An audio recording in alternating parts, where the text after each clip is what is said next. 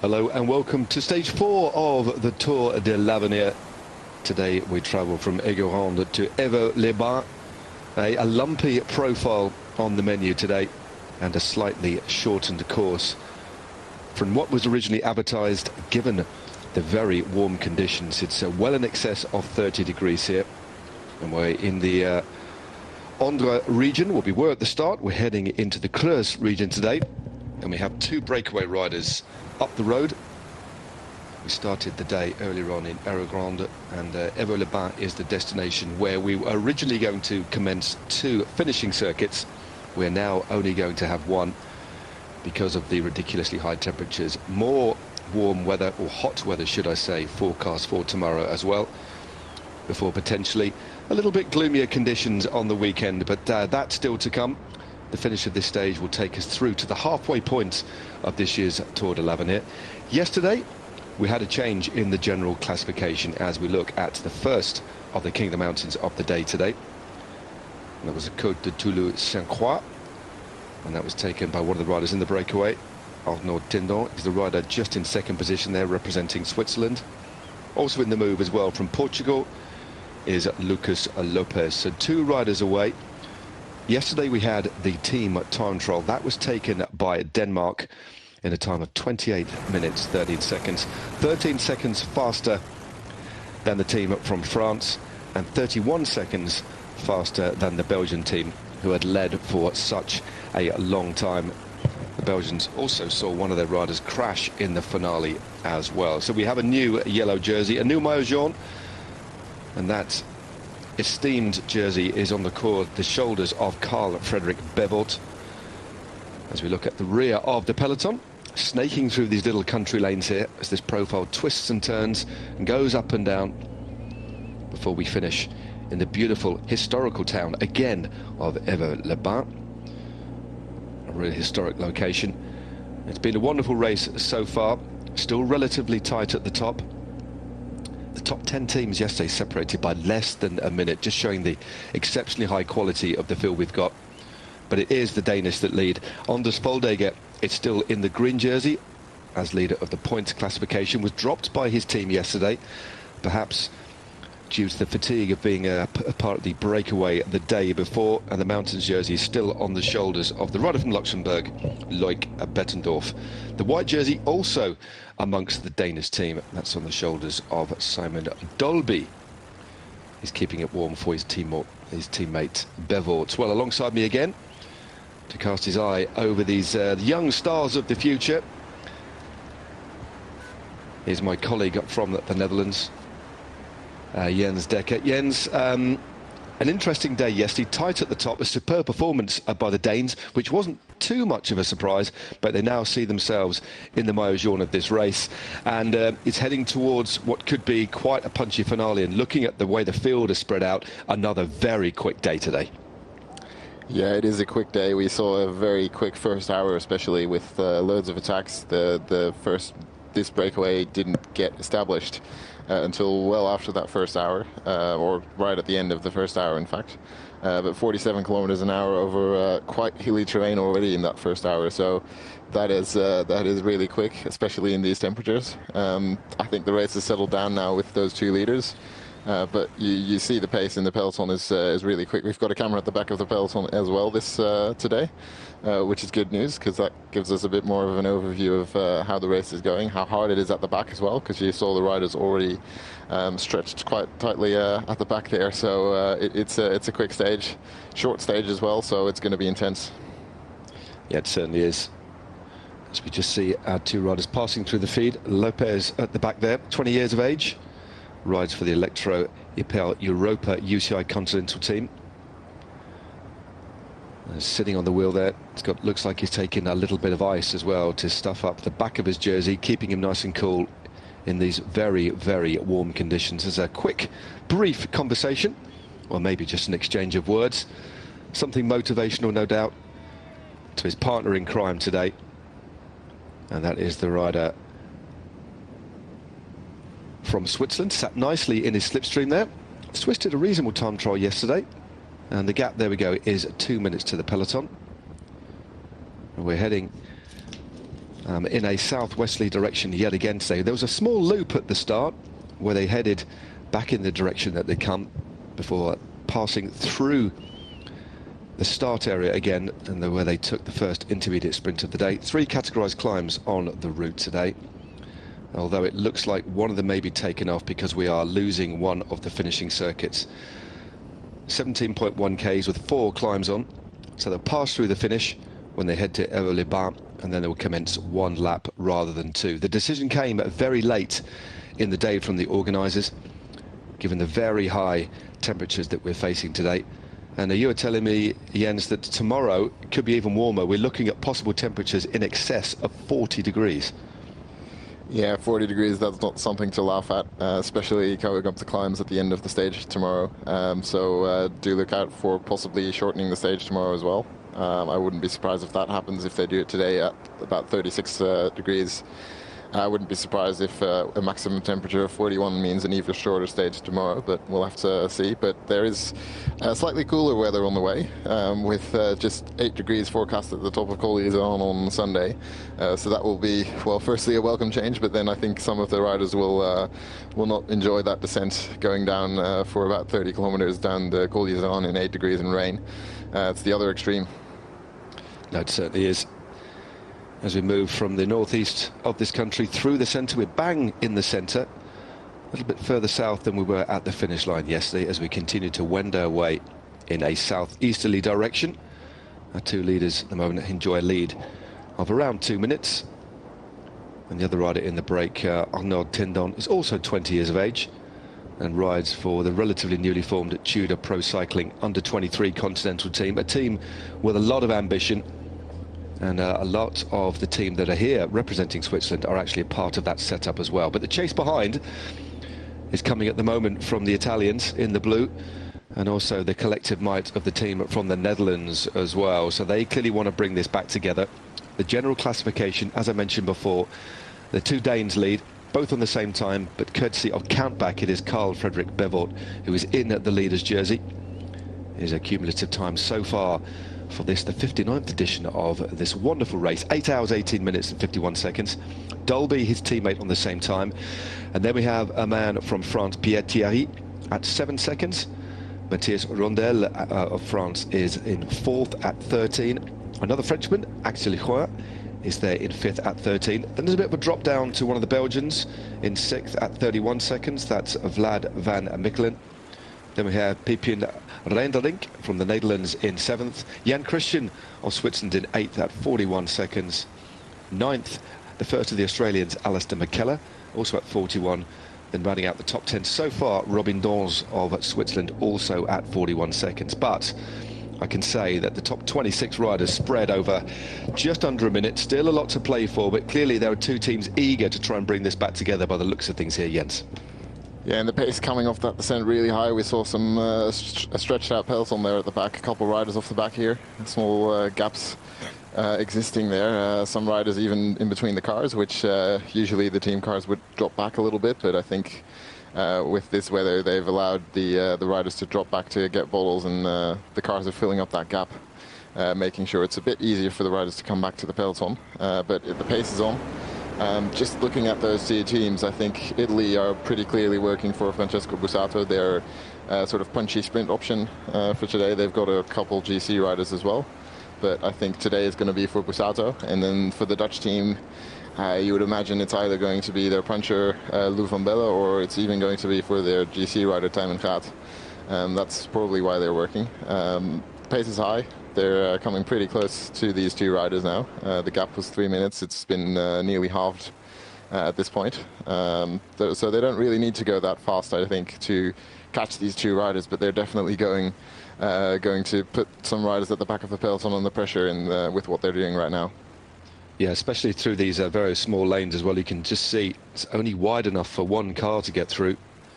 Well, impossible to pass at the moment. The last place you want to do is, the last thing you want at this particular point is to need any service, because it will almost cause an enormous traffic jam. The best place to be is certainly out in front, as we get another uninvited guest on the lens of our moto camera there. And apologies for the slight picture breakup. We're really out in the countryside here in the sticks, and our broadcast is coming exclusively, save for the finish line, on a 4G connection. So the signal at times quite strong, and at other points, as you can see, just a little bit weaker. But I think that's counterbalanced by the fact that for the very first time we can enjoy this race from start to finish. Historically, over the last few years, we've just seen the last couple of stages, but now we get to see the entire 8-stage race. So 9 stages over 8 days, should I say. The penultimate day, stage 7, is split into 2. We have an 11k uphill time trial, and then a short, punchy mountain stage coming afterwards. That's still to come. Already there's some fair splits in the peloton, and these riders look as if they are actually getting dropped. The drop off the side of that hill that you just talked about, Jens, was taken at pace. And there's a little bit of a wind blowing today. Vast majority of the day it's in the face of the riders, but there are some crosswind sections as well. Yeah, I don't think today is really the day for real wind action. I think the wind is just not strong enough. Tomorrow it might be a little bit stronger, but we'll have to wait and see how that turns out. But it's just the pace coming through these corners. You saw the roads are pretty narrow where the riders are right now, especially the peloton coming through a really narrow patch, and just has to be 2 or 3 riders who let a gap form in front of them, and then everyone who's behind those riders will suffer, because that gap's not easy to close. It looks like the pace might have dropped a little bit now, which will allow some riders to come back, but there's chaos at the back of the peloton. Yeah, there certainly is. Shouldn't be too much longer until we're just going through a place, as you saw on your screen there, La Selle-sur-Guzon. There's just the place just outside of the feed zone. The road flattens ever so slightly here for a bit. We then drop down, and at 123 k's in, we commence the climb of the Col du Châtelet. That's the 4th category ascent, which is actually on at the finishing circuit. And we join the finishing circuit with originally 39 k's to go, so it'll now be about 22 kilometers to go before we commence that lap. So we do half a lap, pass through the finish, and then do 1 complete lap of 17.1 kilometers. Same for everybody. But what it has meant is that as soon as you get a shorter distance, it does change the mentality in a race, really, doesn't it? The shorter distance opens things up a little bit more. Don't think it's going to massively change the outcome of today's race, but it certainly appears to have made it a lot more aggressive, and also less opportunities on this finishing circuit to split things up, so they're making the pace a little bit harder earlier on. Yeah, I think the key takeaway is that we're supposed to have just counting up, I think 5 climbs on that finishing circuit, depending what you count as a climb. But now there will only be 3 ascents close to the finish, which means that there is going to be a lot less fatigue in the legs for the sprinters, which means a couple more riders might be able to hang on to sprints at the finish, and it just changes the race slightly. I think with 5 climbs of about 2 kilometers, that could really punish some of the sprinters who go uphill a little bit less easily, and now that might open up some opportunities for them. It does look like the peloton is glued itself back together, but certainly some riders under pressure there. Yeah, the few riders furiously chasing. Still only 2 teams moving on the front. The mass ranks of the squad from the Netherlands, from the reasons you just talked about. I do agree, when you look at this finale, Francesco Bussato does jump out as one of the favourites. Under 23 winner of Liège-Bastogne-Liège this year, and moving on to pastures new next year, riding at the World Tour level next year. He'll be with Intermarché or Wanty Gobert. So I do believe that is definitely why they're chasing. And also see the green jersey up there for the first time today was Anders Foldager as well, and just sat comfortably in front of his teammate Simon Dalby, who's wearing the white jersey, keeping that warm for the yellow jersey Carl Fredrik Bevolt. So far the Danish team have really dominated this race. They've got a comfortable margin on the general classification, but given the stages that are still to come, there's a lot more racing to be had in this race. Yeah, we are seeing the yellow jersey right at the back of the peloton now. I think Bevoort is just within those last 10 riders. I think I saw him, which is not a great sign for him, but of course we heard it in the interview yesterday. He's not their GC option. He's happy to keep that jersey warm, but I think Simon Dalby is the rider they're looking at for a top 10 finish on the overall. And Dalby in that white jersey, very well placed at the front. Well, 1 minute and 30 seconds is the gap. Again, apologies for not having the information on the screen of how far to go. I can tell you we are about coming up to 90 kilometres into the stage, give or take, just based on the town names. But the gap is 1 minute and 30 seconds, and there are some big gaps opening up. The chase on the front by the Dutch and by the Italians is stringing this field out. 161 starters on day one. Just go through the stage winners. Anders Foldager took the opening stage from a breakaway of 6 riders that was reduced to 5. They were almost caught by the bunch on the line after a very aggressive race on the finishing circuits there. So Foldager took the sprint and moved himself into the Maillot Jaune. Stage 2, which took us from Nozay to Chinon, was won by Riley Pickerel of Canada. Again, another exciting stage. In fact, he won't need reminding, but I'll have to mention it. It was Radoslav Flacek of Poland who raised his arms a little bit prematurely and was nabbed on the line by Riley Pickerel of Canada. In third place then it was Rotem Teni of Israel. But the yellow jersey remained on, well, the yellow jersey moved, should I say, onto the shoulders of Mikhail Pomorski, who was in the break the previous day. And as has already been mentioned, yesterday's team time trial was taken by Denmark, giving them 2 stages out of 3. So an excellent start for the Danes, who've had a brilliant year. And as we continue to see these wonderful shots from the back of the bunch, there's no waiting for anybody through the feed zone. It is flat out at the moment, looking at that line out. Yeah, it's a fast pace, but the cars behind the peloton are filling up those gaps nicely, which is fair because a lot of riders dropping back to get some fluids on board. Also for their teammates, of course, bringing the bottles up for the team leaders. And it's what you have to do in these kinds of temperatures, because I think some of the riders will definitely be going through 2 bottles every single hour, which means that's about 7 bottles, I think, in the whole race, which is quite a lot for such a short race. It certainly is. Well, we are passing through around kilometre 90 now.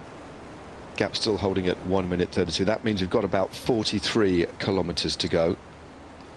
So it won't be too long until we actually hit the finishing circuit, or we enter the finishing circuit.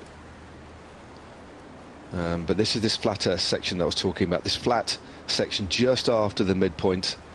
Some long pulls on the front by Arnaud Tindon. 2 very different sorts of riders. You've got the rouleur-esque Tindon and the punchier, slightly more diminutive figure of Lucas Lopez. But they are riding well, and they're maintaining a high pace. They're certainly not capitulating at all. And this lead isn't coming down super fast. But interestingly there, Jens, it's the Danes who they've got the Maillot Jaune, but they're not the ones deciding to do any chasing at all. They're just leaving it to 2 teams. Yeah, I think we're looking at the stage winner or the stage win hopefuls that are chasing, or at least their teammates are. The riders themselves obviously trying to sit in and save energy. The Danish team, I think it's not necessarily on them to control this. These 2 riders, not incredibly dangerous for the overall classification, I would say. But it, they obviously they would control if the gap got really out of hand. But I think at this point, 1 minute and 40 seconds, this is quite easy to bridge over in that final lap. So I don't think that it's on the Danes to do anything. They're sitting right at the front, controlling things from in the wheels, but they don't really need to chase, because for them I think it's fine to just have this group on a leash but not quite caught already. I think this is quite a good situation for them. Yeah, very comfortable situation for the Danes, and they've also been very active over the last few days as well. Obviously everybody went very deep in the team time trial, but in particular Anders Foldager. I wouldn't say it's a day off, not in these conditions. And there is the yellow jersey. Well, look at that. Carl Frederick Bevort has dropped back for bottles. It just shows he isn't going to be the man for the general classification. They talked about that yesterday, didn't they? That their leader is Simon Dolby. But it's not very often you see, is it, the yellow jersey dropping back for bidons for his teammates. So we're good to see. So we clearly know the direction and the focus of the Danish team here, don't we? Yeah, and Bevort was also attacking early in the stage, trying to get up the road in that chaotic first hour. So similar move to what Foldager did on stage 2. it's pretty clear that the Danes have got a plan, and the fact that one of their riders is in the yellow jersey doesn't really change that plan at all. It's all for Simon Dalby. Yeah, it certainly is. And it's been, I think it's fair to say, a little bit unorthodox, as that car just moves up the inside there. It's feeding the rider. I think that's one of the Israel Premier Tech team cars, looking after the Israeli rider there. Of course, they'll be supporting several riders in this field. The Canadian who took the stage the other day, Riley Pickerel, rides for the under-23, the development team for the Israel Premier Tech squad as well. And meanwhile, up in front on this long straight section of road, the lead of Tendon and Lopez is starting to drop pretty quickly now. Another 15 seconds or so have been taken as our flotilla of vehicles continues to pass them. That conversation continues. Tendon has had a good win earlier this year. He took the Berner Rundfahrt. It was a national race, top 30 in Paris-Roubaix. Meanwhile, his compatriot in the breakaway, and his best results with 4th place in the under-23 individual time trial for Portugal. And Portugal's an interesting place, isn't it, for bike racing? It's almost got its own little world, isn't it? There are about 10 continental teams, and there's only a few World Tour pros. João Almeida being one of the finest, and of course the Oliveira brothers riding for UET Emirates. But they do have almost like a self-sustained system over there. So cycling is very popular, but a lot of the riders are more than happy just to race primarily on home soil.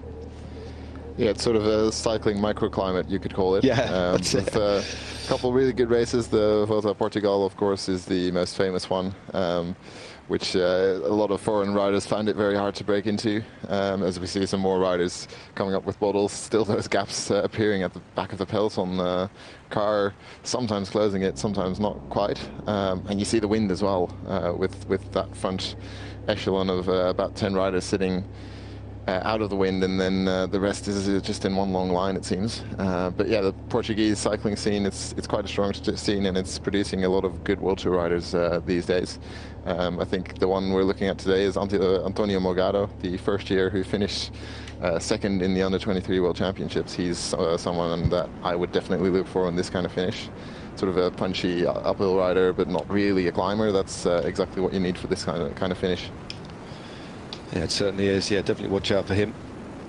A wonderful silver medal, as you said, in the World Championships. We're just looking at the classification for the green jersey. And there is the Maillot Grimpeur. The way things are going at the moment, like Bettendorf, unless this group gets caught, it should be safe in the jersey. There's only 3-2-1 points on offer on the final climb of the day. And there is the white jersey. Our race leader, Carl Frederick Bevel, leads that classification, but it is Dalby who's wearing the jersey, keeping it warm, certainly keeping it very warm in these stifling conditions. The French call it le chaleur.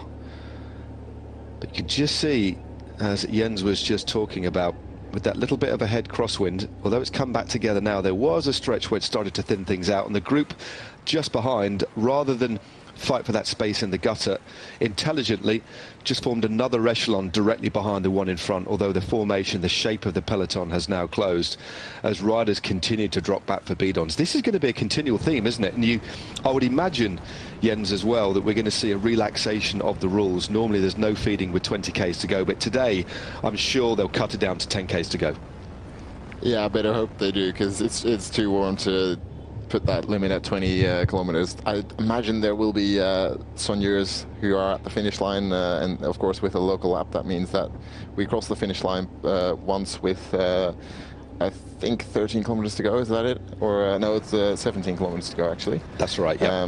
Which that will, I imagine, will be the final feeding point on the road, where most of the soigneurs will be with bidons for the riders. But it really is probably a good idea to relax that rule, which they do quite often in these kinds of temperatures. And I think what we're seeing now at the front of the peloton is just that the riders are getting more nervous coming up to that circuit. Still 10k's to go until we enter the circuit, but teams wanting to position at the front. This is sort of the final time they're going back for bottles, with that one feeding point still on the road. And the riders trying to position themselves for the circuit already with still 10 kilometers to go until we are there. Exactly. Yeah, it's quite a big loop as Tendon now, well, just attacked his his compatriot here. So now one rider left, or two riders out in front, but that was a definitive move there by the Swiss rider. Straight off the back, there was nothing that the Portuguese Lopez could do about it. Two 20-year-olds doing battle. And now we've got two arrowheads on the front. It looks like it's the team of Norway that have now moved through to the front as well. Just on our right, on their left. And on the other side of the road, still, it is Italy. La Squadra Azzurra, as they are known, just next to them. In the pale orange kit. It's almost a white kit. It's a really interesting kit, the kit from the Netherlands. From a distance, it looks white. Then close up, it's white with orange infused through it. It's quite an interesting kit to look at. Yeah, I think a lot of people will be happy to know that the Dutch national team manager, Koos Moenaert for the elites, has already said that the Dutch team are going to move back to orange shortly. Okay. Don't know if it's for next year or the year after, but that's it's good because we can actually recognise the riders then. It's quite a difficult kit to recognise from far out. It certainly is. Yeah, there's some national squads have hardly played with their kit at all. The United States being one of them. The Swiss, well, it's pretty simple. But when I first saw that Dutch kit a few years ago, I was quite puzzled by it. And it's only when you inspect it close up that you can see the orange. So I think national kits, play with them a little bit, but not too much. I remember in the late 1990s, Jens, I was riding the Tour of Britain for the national GB team. And you know our colours are red, white and blue. It was essentially green. I don't know where on earth that came from. But there we go. So that kit, it lasted one season and was consigned to the scrap heap. After that, then it was back to the red, white and blue. But there we go. Designs come and go, but the flags, of course, stay. As we continue to see riders filtering back through the convoy and making sure that they are fed and watered, especially for the reasons you were talking about. They want to get that timed just right before they hit the circuit, because it will be very quick, and the gap now under a minute. And I'll wonder if they've got the information just yet that these riders out in front have changed. It looks though this has given this rider a little bit of renewed vigour. Often when there's two riders away and one starts to weaken, it can actually slow things down. So Tendon, and to increase his own chances, has gone away, up the pace ever so slightly. But I do think it's going to be hard to stay away. Still 30 Ks to go, but he believes, and he clearly sees this as his best chance of taking the day. Yeah, but 1 minute with those 3 climbs still to come, 30 kilometers from the finish line, with the peloton bearing down, just 1 minute behind. It's going to be a tall order for him to finish that off. We did see, I don't know if it's the Swiss car, but there was a car just sort of in the peloton trying to move up. It was quite hard to see, but we saw some headlights poking through the front riders there, and it did look a little bit dangerous. I'm not sure if that car has got past now, but that didn't look great, in my opinion. Yeah, fingers crossed that it did get by.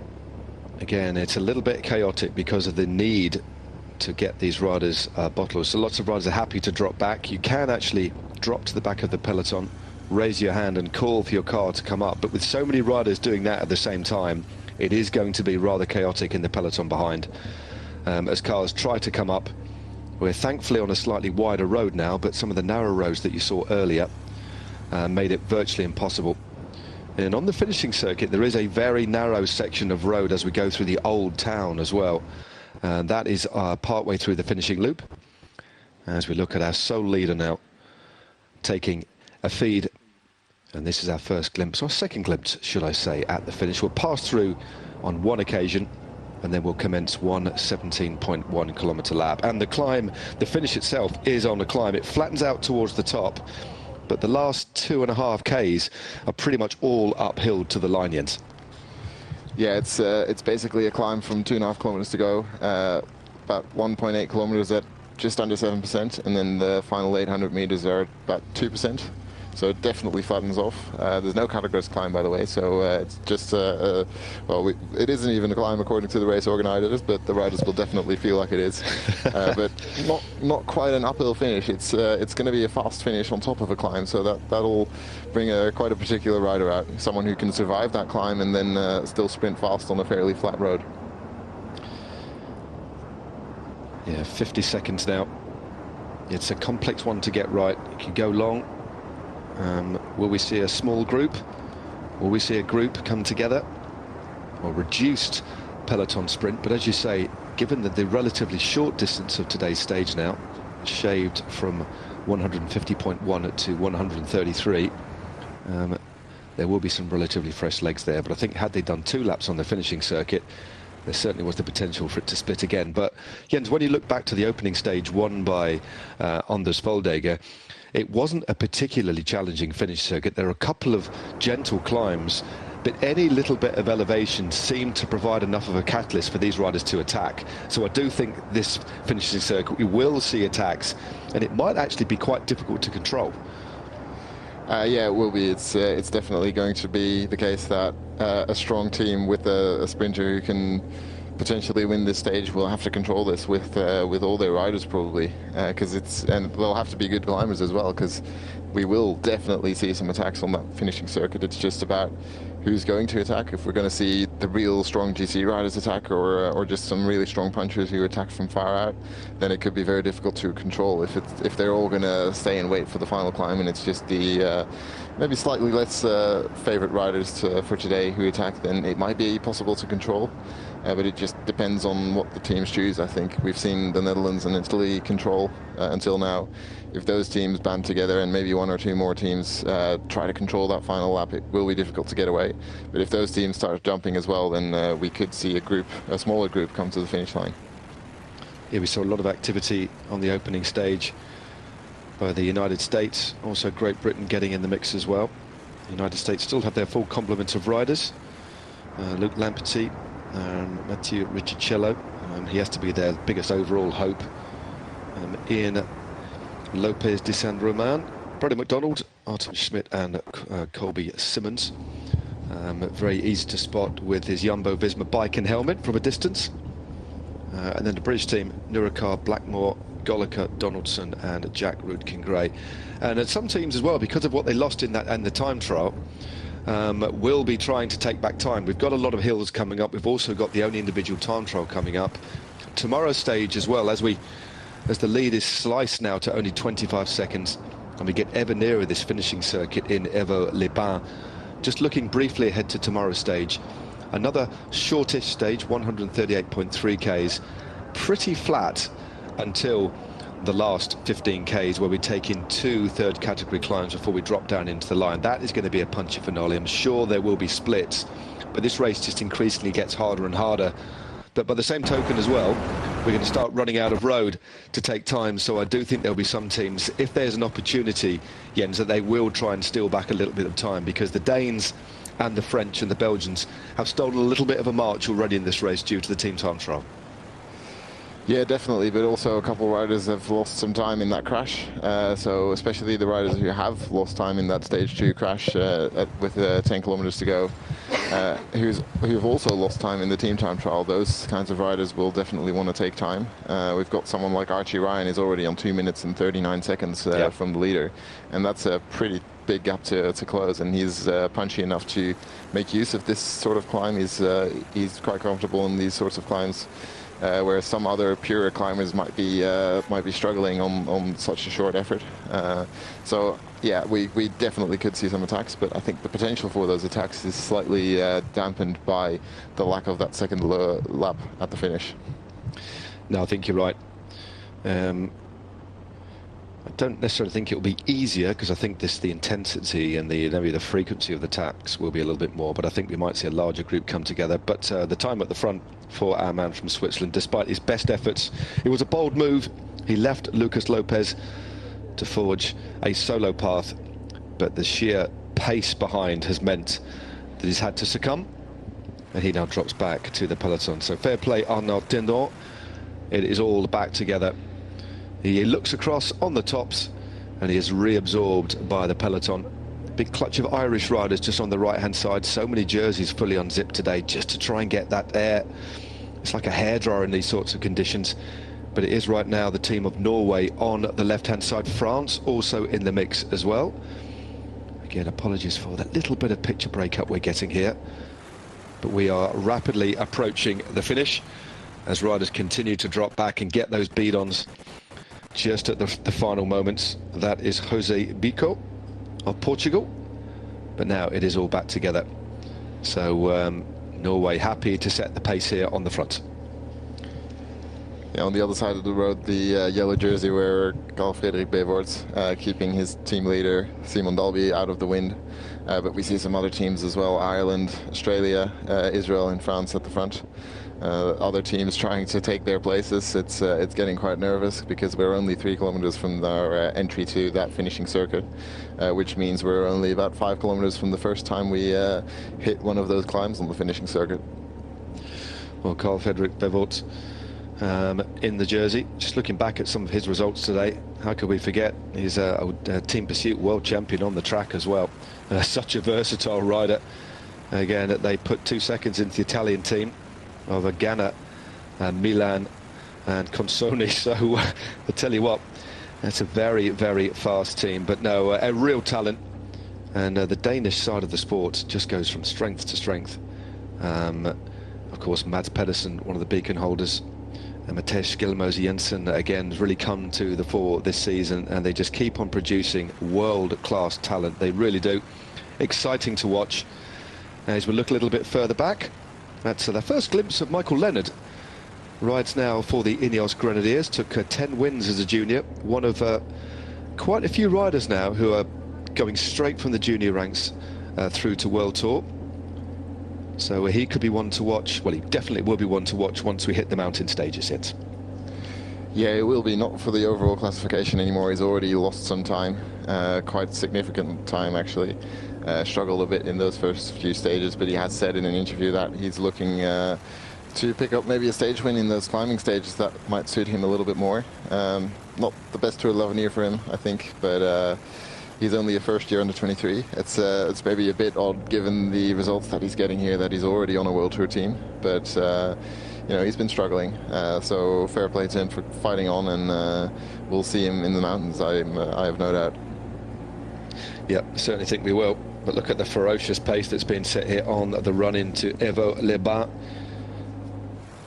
It's a commune in the Creuse department. It's a spa town as well, founded as many of these towns are by the Romans. A place that was besieged for many years, in fact, during the 100 Years' War, which for those historian buffs amongst you was actually 116 years long. Work that out. But as you can see, some real historic sites as they just cross over the river. Lots of glancing around. They are absolutely motoring here, and they are actually on the part of the circuit now. So we'll pass through the finishing line in about 5 or 6 Ks, and you can just see the profile and just surrounding the edge of the town, these little ridge of hills, and that is what we'll be crisscrossing in the next 22 kilometers before that last little 2.5 kilometer pickup to the line. And it is still Norway on the front, and they're moving pretty quickly here, Jens. Yeah, so in 2 kilometers time we'll hit the foot of the finishing climb. Of course, this is the first passage over that climb. We will come here in the final, but this is the run into the finish. This is exactly what we'll see with 3.5 kilometers to go next time around. So pretty big road still. There's room enough to position before that climb, but we will hit the climb in what's now 1.5 kilometers. Yeah, let's see if anybody wants to take this up, try and go solo. But there's still the same teams on the front. Israel also in the centre as well. They've already ridden very well at a 3rd and a 4th place. And there is the yellow jersey just in the centre, Carl Fredrik Bevoort, working for others today. We already saw him drop back about 10 Ks ago just to make sure everyone was fed and watered on his squad. I spotted about 6 bidons in his back pocket as we get a look at one of the riders from the only regional team in this race. And that was Matthias Piron. A big smile from him as he sits at the back of this little group, valiantly trying to get back in contact. No doubt, I don't think they've been dropped. I just think there's that many riders dropping back, and they're putting a little bit of a barrage up, especially as we head onto this finishing circuit now, and the racing really on. 2 escapees absorbed by the peloton, and now it's full-on racing with just over 20 Ks to go. So who else could you see, given what we've talked about, given the teams that are in control, given the riders that had GC aspirations that have now dropped away, who else would you single out the riders that we know that could do something on a finishing circuit like this, Jens. And I'll put you on the spot yet again, mate. Yeah, absolutely. It might be one of the most difficult stages to predict, because it's got a lot of opportunities for different riders. There could be just a climber who rides away, someone who we expect for their GC, someone like Richie Taylor or Hannes Wilks, although those are maybe more sort of the steady state climbers, but definitely looking at someone like Archie Ryan, Tijmen Gaat. They're more sort of these punchy climbers who can do well in a finish like this as well as on long climbs. But I think the sort of category of rider that we look for most is that sort of real puncher, someone who can do well on a short climb.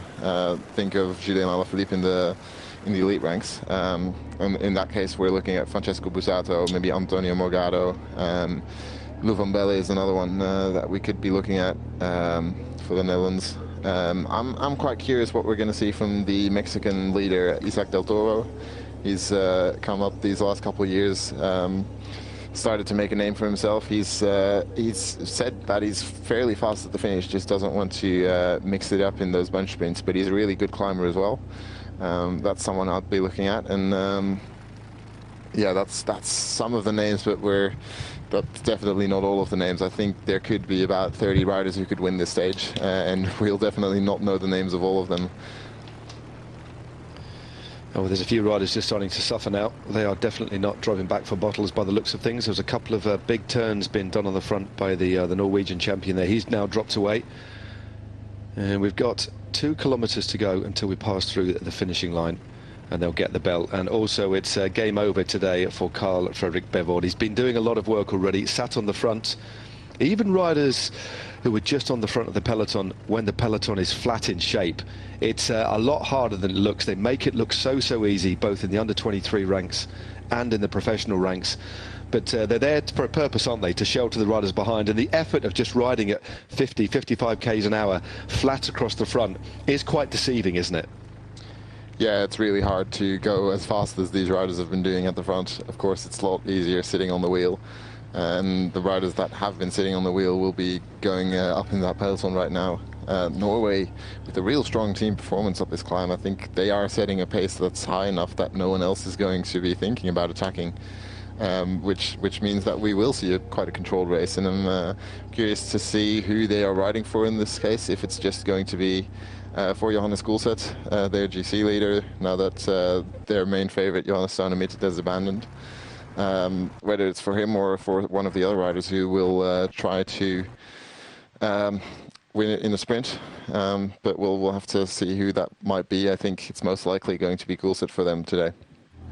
Yeah, I think you're right. Gulset, as you said, lost, well, the team lost 1 minute 47 seconds in the team time trial. Interestingly, the time loss was actually capped for anybody finishing within the first 4 riders of a particular team that lost over 2 minutes.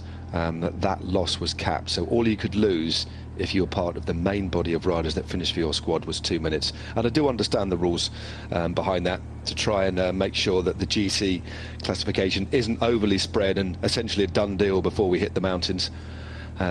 Still quite unorthodox, a rule that was trialled out in the Tour de France the best part of 20 years ago, I think it was. If anybody can remember that particular Tour de France, get in contact, although that particular occasion it was based on time bonuses, as we continue to see riders struggling in the wake of the Norwegian team, who clearly want to take something from this race for the reasons you just talked about. They've lost the probably the outstanding favourite for this race, and one of the most outstanding under-23 riders around at the moment, who we're moving up to World Tour next year. But even with just 5 riders left, they're trying to make as much of an impact as they can. Yeah, but they've been plagued by crashes. Almost the entire team was caught in a crash, the actual crash where Saunemeter had to abandon on day 1. Per Standhagen is also hit quite badly, so he's been struggling with these last couple of days, and he's one of those really strong riders that you'd expect on a finish like this. But given that crash, then it's probably not going to be for him today. But yeah, that Norwegian team, they have struggled, but I think we're seeing the first attacks now. Yeah, we certainly are. This is it's quite a nasty climb. We've still got 700 meters or so to the finish line. This is where the road flattens ever so slightly. And as Jens was describing earlier on, the road continues to ride from 6 or 7% up this little bit of a false flat. It's around 2%. This is the feed. Previously, we were going to go through 2 laps to go, but now there's only 1 lap to go because of the ridiculously warm conditions, well in excess of 32, 33 degrees, as we continue to see our soigneurs offering up very important beat-ons. And it looks like it is one of the riders from Norway, if I'm not mistaken, who's actually managed to chip off the front here, or is this one of the Danes? The kit is very similar. There's this little narrow pinch point here, which will further funnel the riders, as well as this gradient. Yeah, that's going to be an interesting section at the finish. Just a couple hundred meters to go. I think that might have been Embred Sveistad Bertseng for Norway, who's attacked. Rider for Human Powered Health in his normal trade team. He's getting a small gap, but it doesn't seem to be big enough to make a huge impact, although one of the Mexican riders is trying to jump across now as we pass the finish line. There we go, 1 lap to go now in over Evere-les-Bains. This is stage 4 of the Tour de l'Avenir, and there is the bunch strung out in the wake of the pace that's being set at the front. We have one Norwegian rider that's just clipped clear. They were setting the pace on the lower parts of the climb. Back onto the moto, and it does look like indeed it is one of the Mexican riders trying to get across. They're over the top of this drag now, and they'll carry a bit more pace over the top, but the racing is fully on here as this rider from Norway successfully gets possibly his last beat on, and a gel attached to the front as the riders continue to just pass through this finishing line. But now we have 2 riders out in front. This could be a good little move. The Mexican rider straight over the top here, Jens. Yeah, I do wonder if that is Isaac Del Toro, the rider that I just mentioned. Clearly not waiting for a sprint then. I think he's definitely their strongest rider, so would be the most logical choice to go on the attack now. I don't think any of the other riders would be able to at this pace, but we'll have to confirm that later if they in fact get a gap. But he's going through those corners pretty quickly, and it is in fact Del Toro and Sveistad. So Del Toro, of course, is a former top 20 finisher in the under-23 cyclocross world championships, also a former mountain biker, so he's pretty good technically. He certainly is, but still only 19 years of age as well, and climbs very well. Outside of the Tour de l'Avenir and the Giro Next Generation, one of the most important races for the under-23s, as the Mexican has dropped the man from Norway.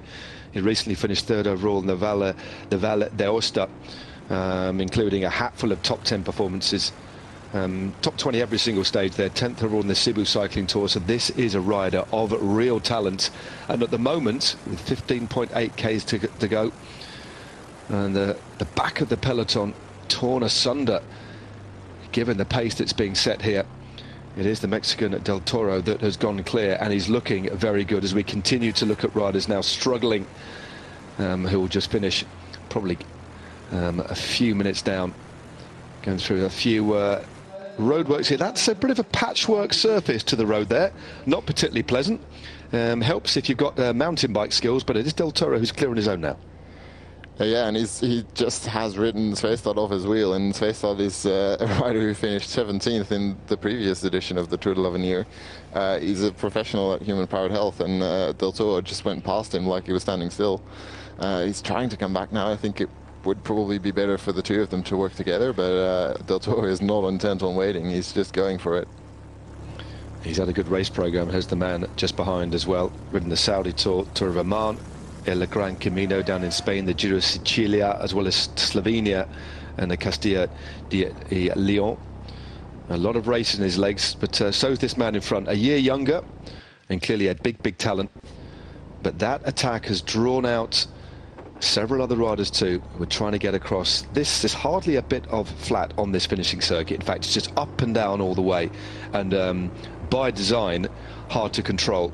Hardly any colour blocking left. This is just one rider after the other. I do think this is going to be increasingly hard to get organised, because lots of riders from some of the bigger teams were dropped on the climb, so no team is going to have a lot of resource now to control things.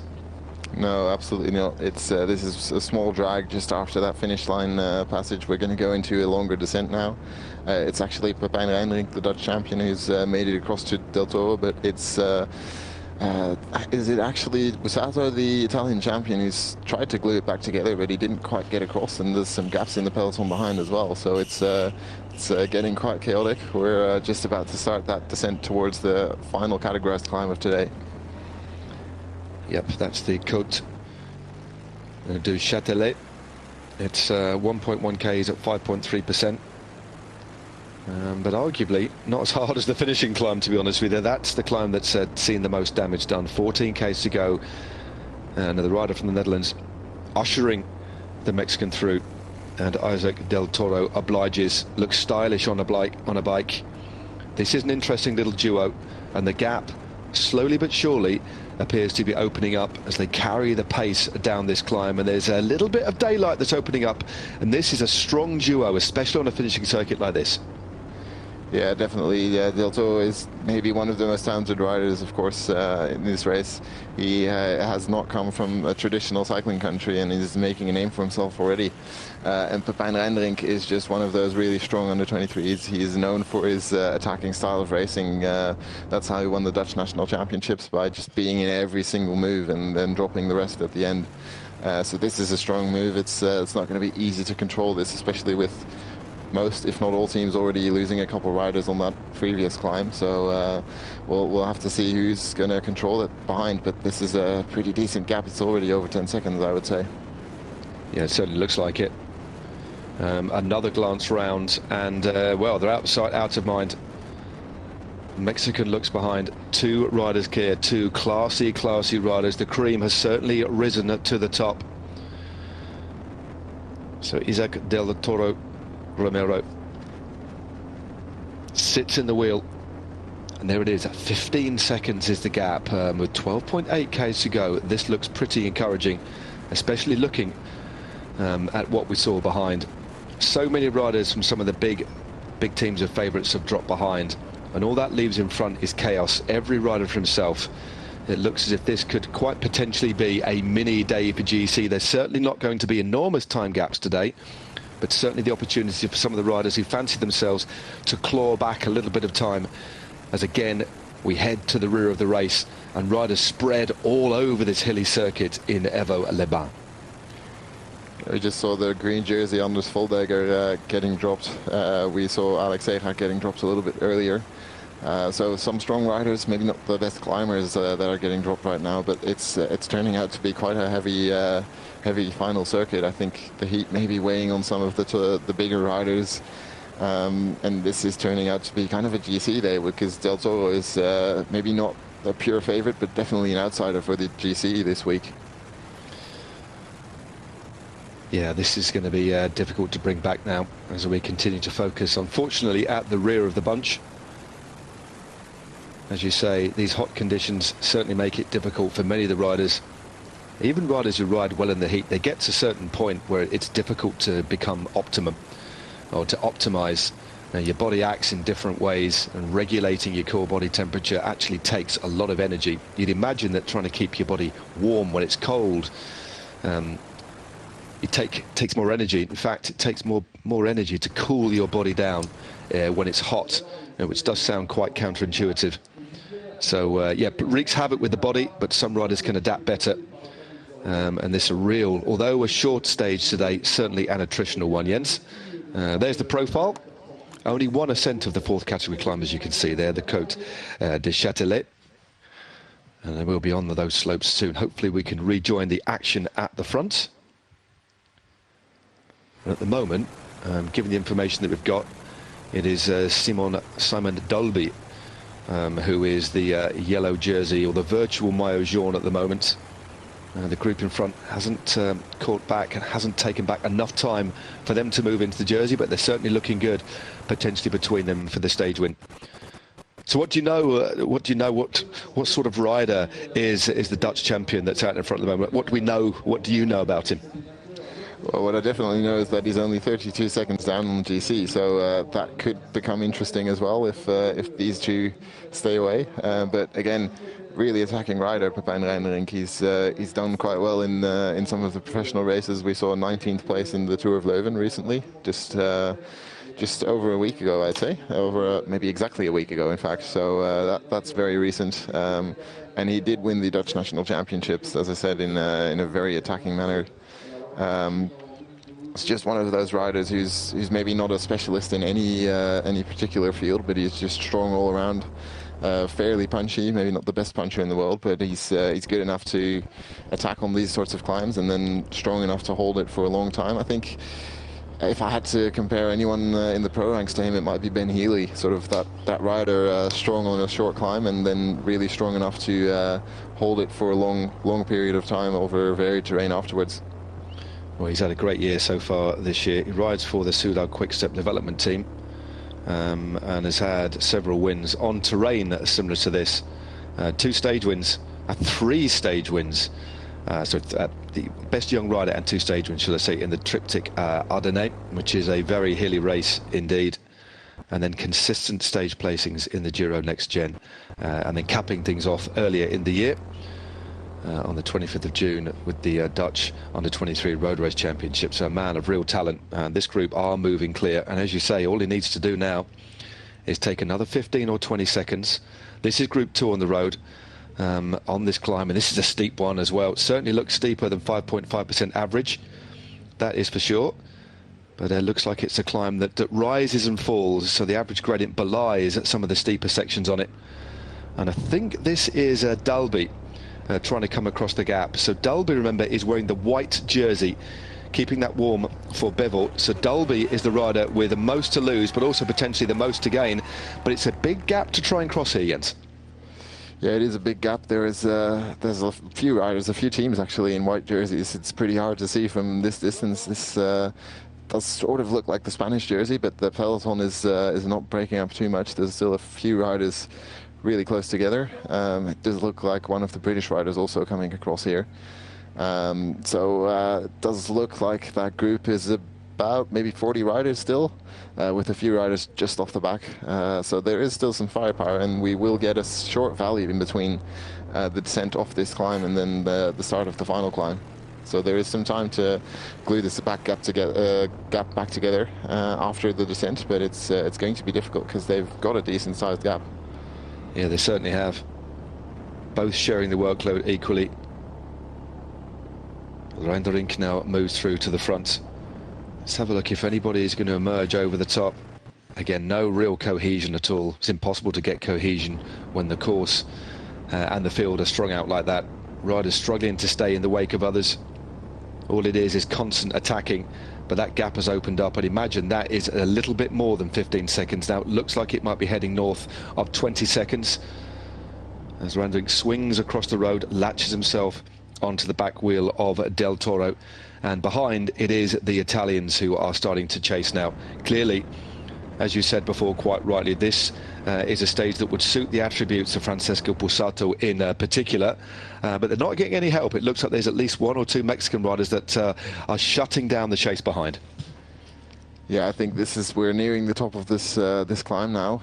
We didn't see the categorized climb yet at the top, but we're getting pretty close according to that kilometer ticker, which means we'll be going into sort of a shallow descent. It's not a super steep descent, and I think at the top of this climb is where we could see some control returns to the peloton. The leaders will have to look around and just see whether they've got any teammates left, and whether it's valuable enough to try to close this gap and still fight for the stage win. There does seem to be a little bit more control now, but it's not maybe fast enough to close this gap down. Of course, we should keep in mind that the gap will probably come down on that final climb with riders who've been sitting in the wheel versus these two who've been working at the front in that valley coming up. But the gap can't be too big because they're not going to lose more than, I would say, about 20 seconds on that final climb. As you say, Van der Reindering sits, as you say, only 32 seconds behind. Was one of the only Dutch riders to finish in that front split the other day, wasn't he, after the big crash? And as you see, that the more we look at the general classification at the moment, the more that unfortunate crash on the stage that was won by Riley Pickrell will come into play. Happened outside of 3 kilometers to go, of course, but we are seeing a little bit more organisation behind now. The gap has come down to 20 seconds, maxed out at 30. But We've still got a couple of little kickers before that final drag to the line. And it's how long you can stay organised here. You're going to burn through riders, but if you've got riders that are committed, you'll actually burn through them very quickly on a circuit like this. It's not like chasing on a flat circuit at all. You really need to measure the pace to keep as many numbers close at hand as possible. So right now, I do think it is still in the advantage of the two riders in front. 6.7 k's to go, 20 seconds is their lead. Yeah, I think if the peloton could keep it at 20 seconds, it could still be all to play for on that final climb. I think it was Germany with Pierre-Pascal Kuip leading this peloton, but it's only one rider controlling it at the moment, and certainly on that valley, I think they'll need more than one rider to control this. But it's definitely going to be a very interesting final climb. I think we could see some fireworks with riders having to launch early to even still have a chance of winning the stage from the peloton. Now, looking at the situation of the GC, just Isaac Del Toro of Mexico, he's out in front with the Dutch champion Reindering. He sits at 2 minutes, so doesn't really pose any threat at the moment. This is all about the stage win, but Reindering, there's definitely a chance as the gap goes out again now, 25 seconds up from 20. He sits at 32 seconds. Depending on the lead at the moment, do you think that Reindering is more thinking of the general classification here, or just that stage win and just see what comes? Because sometimes in these situations you get a little bit of an alliance, like Del Toro will ride with Reindering to help him for the GC in return for not fighting it out for the stage win. But given how difficult this finish is, I'm not too sure there'll be any arrangement. I just think they're going to ride flat out. What are your thoughts? No, I think they'll have to ride flat out to even stay out of the clutches of the peloton, so it will be up to them just to ride as fast as possible and see if any one of them stays ahead. The gap is not big enough to allow them to concord some sort of arrangement like that. I think they just have to commit and go for it full gas.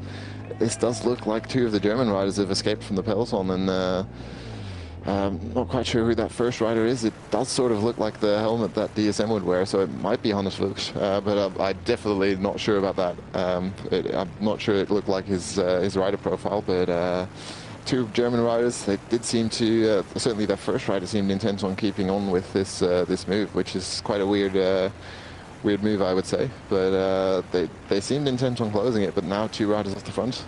Slightly weird. Yeah, I'm wondering if they took one of those corners a little bit too quick. You could see the rider in front just shaking his head, saying, get on the wheel. I doubt if it was just a move for two of them. I'm sure, as you said, they'd be working for Hannes Fuchs, who would be their team leader. 4.6 k's to go, but a lot of that is uphill. And the last 2.5 k's all the way to the finish line, which we've seen already. It's quite a nasty drag. 6 or 7%, flattens out just over the top, but the last 800 meters still around 2% as another rider drops away. That is one of the Germans who we saw working. Couldn't quite catch his number there, but another fascinating day of racing here at the Tour de l'Avenir. This is stage 4. The leader coming into today's stage, Carl Frederik Bivort of Denmark, after the victory for the Danish team in the Team Time Trial. We have two riders out in front for the vast majority of a shortened day today. Arnaud Tendon, also with him was Lucas Lopez of Portugal. They got reeled in with about 25 kilometers to go. 17.1 kilometers have been lopped off, taken off the distance of the race today. Total distance 133 k's today, but a hilly parkour and a very challenging finale. And we've got two riders now out in front from Mexico. In that white jersey sat on the front at the moment, it is Isaac Del Toro. He sits 2 minutes down on the general classification, but the man that poses the biggest threat to the yellow jersey, although the yellow jersey now dropped away. The next place rider on the overall is Simon Dolby of Denmark, is Repin Reindering, and they have a 30-second gap now, Jens, with 3.5 k's to go. Yeah, 30-second gap, but look who's at the front of the peloton. We saw some of the Dutch riders coming to the front, and obviously they're not going to work to close this gap at all. It was Thibaut Delgoso who just rode to the front, took over, and then just stopped pedaling. And we see again now someone else has to take it up, but that definitely cost the peloton 2 or 3 seconds. This is one of the Czech riders who looks like he's forcing an attack, which is a weird moment to attack, I would say, with that climb just coming up in less than a kilometer's time, but he's going for it. Now these two look exceptionally strong. Two differing styles, and a rocking style, a punchy style of the Mexican out in front. 2 years the junior of Pepin Reindering. And yeah, it looks like it's, as you say, well, that rider that did launch himself off the front has been quickly reabsorbed. 2.7 k's to go now. This is the back of a drastically reduced peloton, thinned out by the ferocious pace on these punchy climbs as the Mexican now rolls through to the front. Reindering takes a little look around. At the moment he'll see some empty road, but it's definitely the team of Germany determined to try and bring this back together. And I think given the gradients we've got in hand, there is still a distinct possibility. 2.5 k's to go now. Yeah, 2.5 k's to go. I think we might be even a little bit closer because the climb is already starting, and that should start at 2 kilometers to go. So we're getting really close to the finish. These two riders committing fully, but 20 seconds it's being reported now. In 20 seconds, I think the peloton, or at least someone from the peloton, might be able to close that on this climb. These two have been working for a while now, and they will be slightly tired, probably not able to do the same pace that the peloton will be able to do. Certainly these riders that have been sitting in and have slightly fresher legs. Well, Germany have just burned through another rider who's just been shot out of the back. 100% commitment. But now it's an attack from one of the riders from Switzerland straight over the German, and the Dutch rider looking round. Also not too far from the front there was one of the pre-stage favourites from Italy. That was Francesco Bussato. No response from him. Still Germany on the front as the gap continues to ebb away ever so slightly. 20 seconds to add two riders in front, and these meters are ticking by slowly. But now it is the Mexican who has dropped the man from the Netherlands and is now going solo. Yeah, Reindering, a strong rider, but Del Toro is just the better climber, and this is pretty steep section on this climb. He's riding away and potentially going for the stage win, but the Swiss rider is coming across really quickly. Not quite sure who it is at the moment, but we'll have to confirm that once the camera draws up alongside the rider. Still not sure that's the best move. I think someone from the peloton might still come back, but it's going to be close. It certainly is. Well, the unidentified rider from Switzerland is absolutely flying up this climb. He's passed by and dropped Reindering, who will soon be absorbed by the peloton, and he's only about 40 meters behind the Mexican. This is some move, but what he's doing is acting as a carrot for the peloton behind, still being led by Germany. Still a decent gap here. So the Mexican Del Toro looking very, very good. But he's been pursued by a rider from Switzerland, and the bunch not too far behind. This could all still come back together. What a stage this is heading into Evaux-les-Bains. Yeah, there are going to be a lot of riders in the peloton who haven't done anything yet, who've just been saving the legs for a final attack. Del Toro takes a final swing from his bottle, and we're trying to see that. It's quite hard to see with this camera angle and the picture breakup that we're seeing. It's a difficult one. Yeah, I'm not going to try to say that, but I think the peloton is coming closer now with less than, I would say, it's already less than a kilometer to go. The road is flattening off now, and Del Toro, can he hold on, or will the peloton still come back? Well, this is a phenomenal ride by the man that's gradually winding the Mexican in. Del Toro, you can just see the fatigue written large all over his body. Still can't read the number on the side there, unfortunately. And due to the slightly pixelated pictures, riders continuing to get dropped from the back of the bunch, but the action is happening at the front there. A spectator shielded from the scorching sun today, well in excess of 30 degrees, as Del Toro continues to fight out in front, but it looks like he's about to be caught by the man from Switzerland. Still a couple of meters behind, and the bunch are there as well. Italy now head to the front. Yeah, I think it was a 4 at the back of that number, and that would check out Fabio Christen on that Scott bike, rides for the Q36.5 team. But he's not quite getting across to Del Toro. Del Toro seems to be pulling away again. But the peloton is coming really close now, and with a sprint to be launched, that could still come back together. It is flattening off now. This is the top of the climb. So there's about 800 meters still to go to the finish. Well, this is a thriller of a stage. You can just see the Italian under-23 champion not too far away from the head of affairs, but Del Toro still hasn't quite been caught. Fabio Christian, should I say, of Switzerland is latched on to the wheel of the Mexican now. He looks around. This is his opportunity now. If he hesitates to learn, there's a crash at the back of the bunch as well.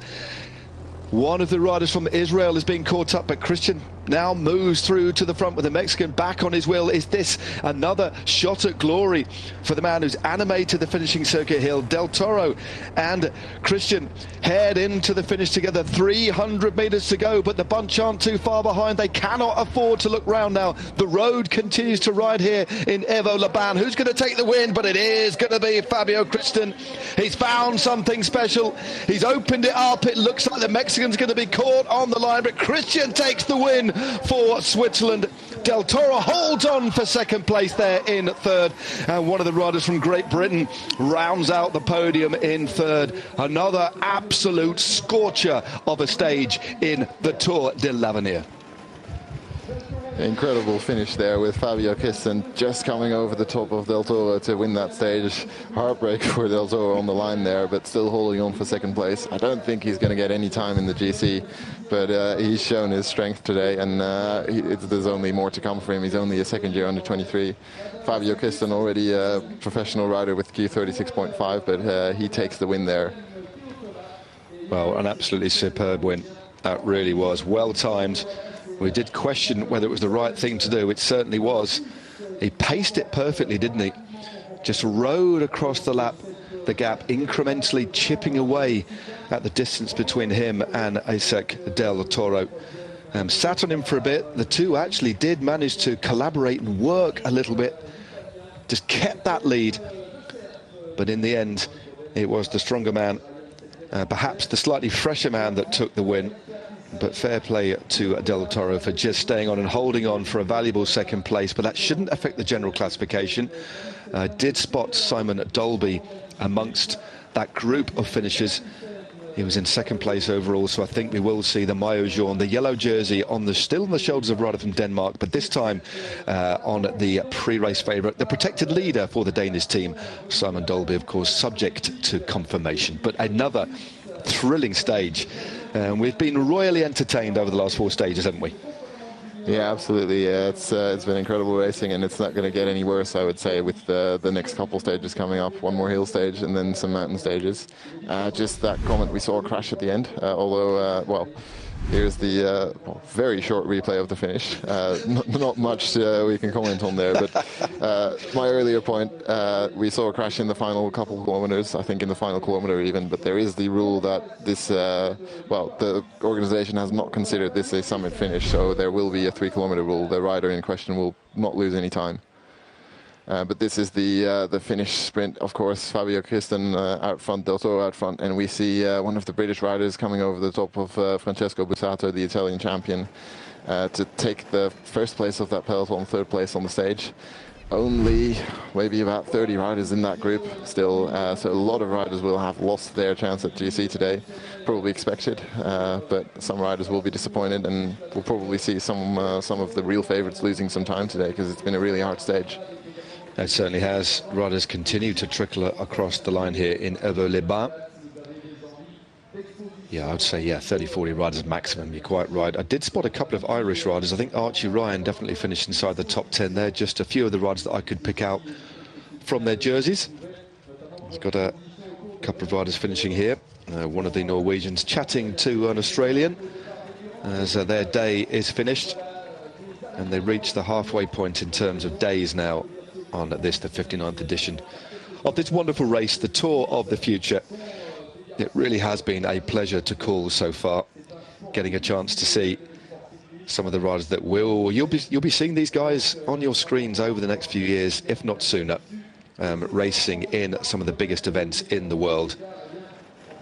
A little tussle there from one of the riders from the Centre Mondial du Cyclisme squad and the Italians, everybody battling for positions as the clock continues to tick. But yeah, I think the jersey still should be within the Danish ranks. Simon Dolby should be crowned our new race leader as we head into stage 5. So I think as well, Jens, this particular stage, given the warmth, given the profile, though we've got far harder stages to come will inform us a lot about who to expect on the offensive tomorrow, because tomorrow's stage a little bit harder, certainly not a mountain stage, but two hills just towards the finish as we get confirmation of the finish. It is Fabio Christian who takes the win for Switzerland ahead of Isaac Del Toro of Mexico, and it was Lucas Nurikar of Great Britain who rounded out the podium just in front of Francesco Bussato.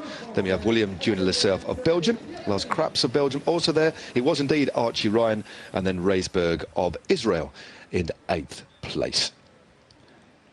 So definitely riders to keep an eye out for, because tomorrow's course profile pretty similar. Actually, it's a flatter start but a punchier finish as we head towards Lac Aiguillette, and that is in the Savoie region, so we're pretty much stay in the Savoie region for the next few days. In fact, the Haute-Savoie, head deep into the mountains, not far from the border of Switzerland in the closing stages, but we're heading into the foothills tomorrow. As you see, a clutch of riders just finishing their day well in excess of 30 degrees, and although it's not confirmed yet, there may be a possibility, given the exceptionally high temperatures tomorrow, that we could see the stage shortened again, but we're just speculating at the moment based on what's happened today, but that might not be too much of a surprise. I'm hoping they'll keep the finish intact and maybe bring the start a little bit further out, but we shall soon see. Yeah, tomorrow's stage looks quite a lot like stage 6 from last year's edition, which was won by Romain Grégoire, who we will see in the Vuelta these next couple of weeks. But Lou van Belle was second on that occasion, and he's also in this race. As we see, one of the Belgian riders celebrating his probably 130th place there. And that's the last group. That's the broom wagon. So the broom passes by, figuratively brushing up the riders behind. So there is the new GC. It is indeed Simon Dolby of Denmark who takes the lead of this race ahead of Axel Hien of France, who sits at 13. Another Frenchman, Pierre Thierry, is there in 3rd at 22. Christian, the stage winner today, is 4th at 41. Then Joe Blackmore and Lucas Nurikar 5th and 6th, equal on time, just in front of 3 Austrians, Schrettel, Hayek and Cabas, and another of the pre-race overall favourites in 10th place there for Germany at 48 second is Hannes Wilch. So 11 hours 23 minutes and 54 seconds of racing already under the wheels of these under 23 riders. I hope you've enjoyed the ride so far, because from this point on it just gets harder and harder and harder, like an elongated 9-stage ramp test, I think is the best way to describe the Tour de l'Avenir. But the cream, I think it's fair to say, slowly now rising to the top. There's still a few riders that would have been the overall favourites who got caught behind the crash, but just by the stage results here, there's a couple of riders who've lost time, and we are gradually seeing what will ultimately be the final general classification. Yeah, we're seeing the first selection maybe, but there are still a couple of riders up there who we expect to drop out of the GC. Someone like the 2nd place rider at the moment, Axel Hien. He's more of a sprinter type, and I think he will have been fine at this in this stage, probably fine tomorrow as well, but in the real mountains he's definitely going to suffer. So we'll see a couple of riders drop out, but the first selection has been made over the first couple of days. Some crashes, that team time trial, and some riders losing time today, but you would expect the real GC riders are still in that group today. So the maximum gap I think anyone is behind is about 2 minutes and 40 seconds, just those 40 seconds lost in the crash. 2 minutes in the team time trial at maximum. That's sort of the maximum gap any of the real GC favourites will have lost probably up until this point, which is a serious gap, but it's still bridgeable for a really, really strong climber. Yep. As you say, the severity of the stages tomorrow, I think, don't think it'll be a big GC day, but riders could lose time, as we see. Although we saw the broom wagon passing through, there are lots of riders still finishing. As the clock ticks past 8 minutes, I think everybody should be safely within the time cut today. But looking a little bit further on, I've talked about tomorrow's stage that finishes in Lac d'Aiguillette. We then head on stage 6 to Méribel and the Col de Loz. That's a brute, as you'll know. It's the highest point, well, the second highest point. It's not much in it, actually. The Col de Loze at altitude, 2,296 metres. But that stage that comes on Friday is only a short one, 68.5 Ks, and we should be able to see the vast majority of the entire stage when you join us for coverage. Then check your check for details in terms of timings as we look back on the flag drop of today's stage that started in beautiful Argonne. Oh no, we're not looking at the highlights, we're looking at the stage winner. I felt really bad before yesterday's team time trial. Then the team time trial itself was good for us today. I felt much better, and yeah, I was talking to my brother. We tried. For me today in the final, we wanted to wait for the sprint. Well, at one point I saw the breakaways far. I have to go. I have to try one shot, and then just go full gas to the finish. And it's incredible after this bad luck now. And for the family, we wait, Jan, but it's Fabio to win today. Yeah, no, it's nice. I hope I can help my brother now for the hard stages in the mountain. For me, it's already a success now with the stage win. I'm happy because for me the GC is over. I'll go all in for him, and now he's also sitting fourth. In general, I think that's it's pretty good already, and yeah, we hope to take also the GC. And today it's incredible days, very, very hot. Yeah, it's super hard conditions, but it's hard for everyone in the end. We kept ourselves as good as possible, really cold the whole day, but yeah, with 40 degrees it's not easy, and super happy to take the win now. Thanks. Yeah, just highlighting the fact that it is the same for everybody, but still, it certainly does take its toll on the body. And this is the moment, well, these are the final moments of the race. We had the two breakaway riders, Isaac Del Toro of Mexico in the white. He dropped Rijderink, the under-23 champion from the Netherlands. But in the final, it was Christian who came through to take the win. They worked briefly together. Del Toro just hold on to take a well-earned second place, but the victory on the day goes to the man, the 21-year-old from Gippingen in Switzerland. His first win of the season, and an important one. Interesting insight in the plan for the team then. It's all in now. He's got the win out the way. Jens all in for his brother for the GC. Yeah, I think Jan Christen was the expected GC rider for Switzerland, as we see the stage results again. Fabio Christen maybe a slightly less impressive pure climber, but we saw today how good he is on these shorter climbs. I think the most interesting thing from that interview was just the analysis on the road. He was going to go for the sprint, and then last minute decided, well, this group is too far ahead. I'm gonna try an attack. And in the end, it did turn out that way because Del Toro just held on in front of the peloton. So if he wouldn't have done that, it might have been Del Toro. But just on the road analysis, really good job by Fabio Christen. Yeah, that just shows just how important it is, or how many of these riders are thinking on their feet. There's no radios, remember, in this race. Not something we discussed. Such was the fast and furious pace today, but no radios, so the riders having to make decisions on the road based on what happens. An enormously important skill for a pro bike rider. Any bike rider who races, of course, but if you're looking to move up to the next level, and the winner is already riding at pro team level, as was pointed out by Jens there, rides for QSED at 6.5 Pro Cycling Team. He's got a contract through to the end of 2024 as well. So an important win for him, but mature riding under pressure there.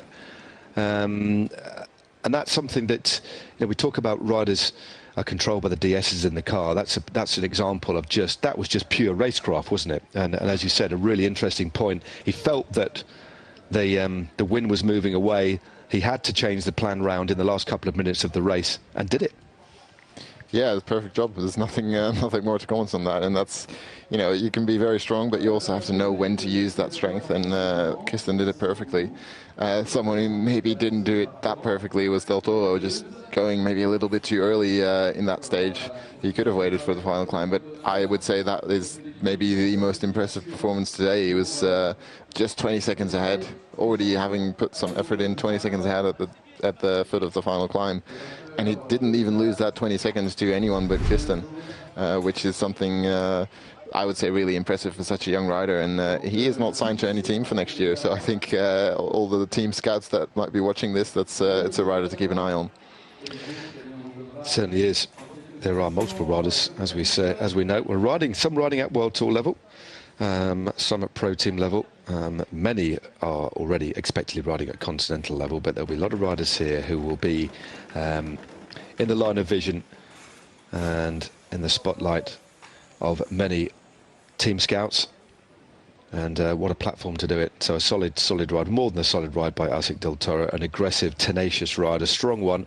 And he did well, actually, just to hold on for that second place, but couldn't quite match the pace of Christian. As we look back at highlights of today's stage, two riders were out in front for a pretty long period of time. Arnaud Tendon and the man from Portugal, Lucas Lopez. And Tendon caught. Ultimately, it was his teammate that was to win the day.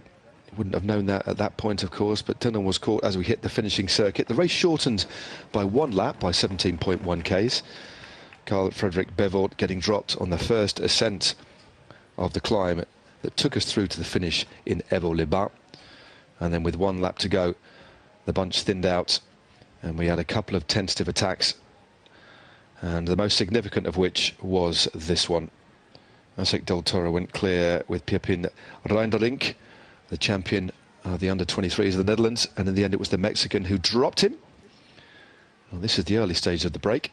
Still together here, of course. They opened up a lead of approaching 30 seconds at one point, and then coming into the finish, Reinderink was taken back by the peloton, and the man out in front, Del Toro, was caught, and they briefly formed an alliance that arguably kept that gap in front, but in the end it was Christians who took the win on the day. Fabio Christians, should I say. Two brothers in that team. And also safely home in the peloton was Simon Dolby of Denmark, who's moved in to the Maillot Jaune. So there's the confirmation. Fabio Christensen ahead of Isaac Del Toro and Lucas Nericard. That's your top 3 for today. Stage 4.